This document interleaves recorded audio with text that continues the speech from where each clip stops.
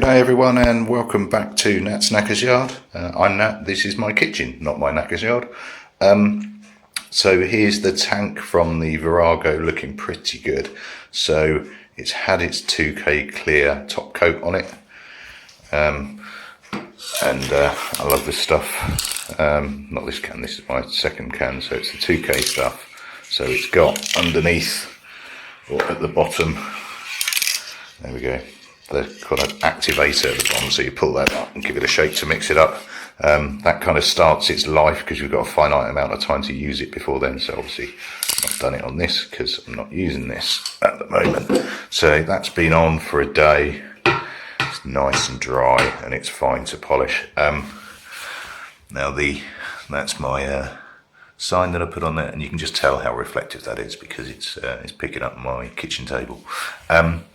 It's really tempting to just leave it like this and chuck it on the bike, but in fact you can see it just there. I do have some orange peeling that I should really get rid of, so it is going to need rubbing down. So a heartbreaking moment when you have to take sandpaper to fresh lacquer, particularly when it's quite so good as that, but it's got to be done. So what I will be building up through the grades of paper that I've got. I'm going to start at 1500, I think, if I've got it. 1000 if I haven't. I prefer 1500. I've got some 2000 and some 2500 as well, and it's just really knocking that slight orange peeling off the top. I haven't really got it everywhere. I've got it to a lesser degree on the edges. I think I must have concentrated more on those.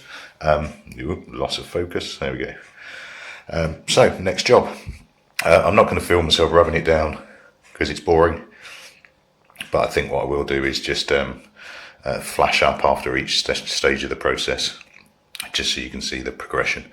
It is depressing. You are sat here with a beautiful shine and you are taking sandpaper to it, but in the long run it's worth it.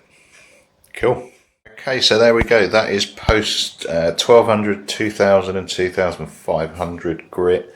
It's got that nice, and some cutting compound as well. It's got what I've referred to before as like a bowling ball sheen. I've got rid of the worst of the orange peeling. There is still tiny bits of it, you can just see on the edge there.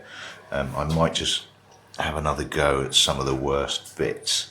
But that said, I think that's just going to polish out because it is so, in fact, the grease from my finger fills that hole, so I'm sure polish will feel it. That's fine, I think I'm just going to have a whack at it with polish. More to follow. I've got some, I think it's Maguire's colour restorer, which I'll do first, I think. Cool. Right, so there we go. That's after this stuff, which I'm nearly out of. I must get some more awesome stuff, really good stuff. And it's really starting to come in, look. Starting to get a really good deep shine there. So a little bit of stippling, but I'm fine with that. Next it's going to be a bit of turtle wax on top of that, and there we go. Post a bit of turtle wax original. Hello, awesomeness. Right. Like that a lot. That's really effective, particularly with the Yamaha symbol underneath. Excellent. Right, should we go see what it looks like on the bike? And there we go, back together with some lovely fresh paint.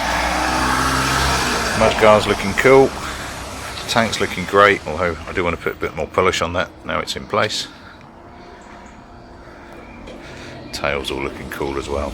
That's looking really good. Now bearing in mind the other panels are just done with Halford's clear coat, and actually I'd heard lots of bad things about it, but actually it's come up really good. Really quite impressed.